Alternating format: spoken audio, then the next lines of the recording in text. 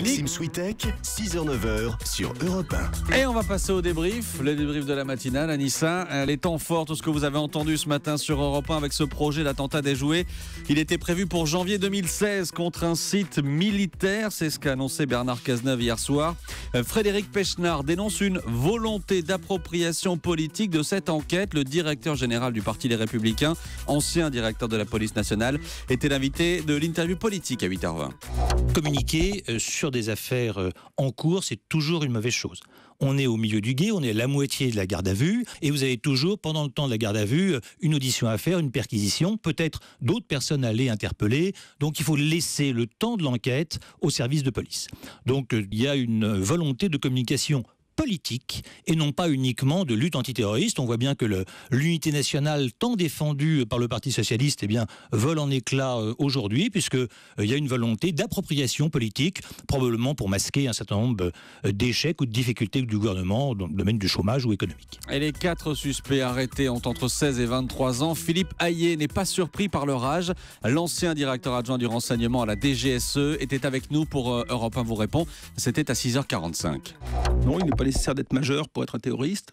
Et donc, on peut y voir là, moins un projet longuement mûri qui nécessite un apprentissage opérationnel qu'une imprégnation liée justement aux réseaux sociaux. Je crois que ce qui frappe, sans faire de philosophie à l'heure qu'il est, c'est l'importance de ce que René Girard appelait la violence mimétique, le désir d'imitation d'une violence. On parle d'un projet de décapitation, on en voit bien l'inspiration.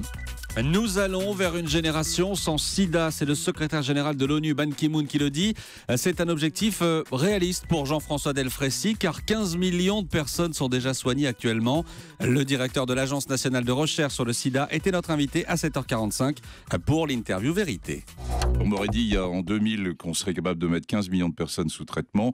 J'aurais dit non, c'est un beau rêve, mais on n'y arrivera pas en 2015. Et on y est arrivé. Qu'est-ce qui a fait qu'on y est arrivé ? Parce qu'il y a eu un effort sans précédent de la communauté internationale pour financer les antirétroviraux. Et là, il y a eu des usines entières de médicaments génériques à des coûts beaucoup plus faibles et qui ont permis de fournir ces médicaments, de les acheter et de les fournir aux patients, en particulier de l'Afrique subsaharienne. Et on poursuit le débrief de cette matinale. Consultez le patrimoine de vos élus. C'est possible depuis lundi. Europe 1 l'a testé pour vous. Walid Berissoul a demandé à un fonctionnaire de la préfecture de l'Essonne la déclaration de l'industriel et sénateur Serge Dassault. C'était dans le journal de 7h30. Bonjour. Bonjour. Donc, un petit coup, monsieur Dassault. Oui.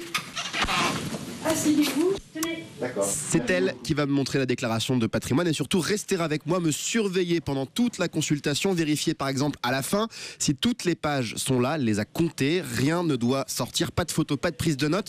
Le rappel de la loi est très clair. La divulgation de toute information sur ce qui apparaît, punissable de 45 000 €. D'amende. Voilà. D'accord. Vous savez tout.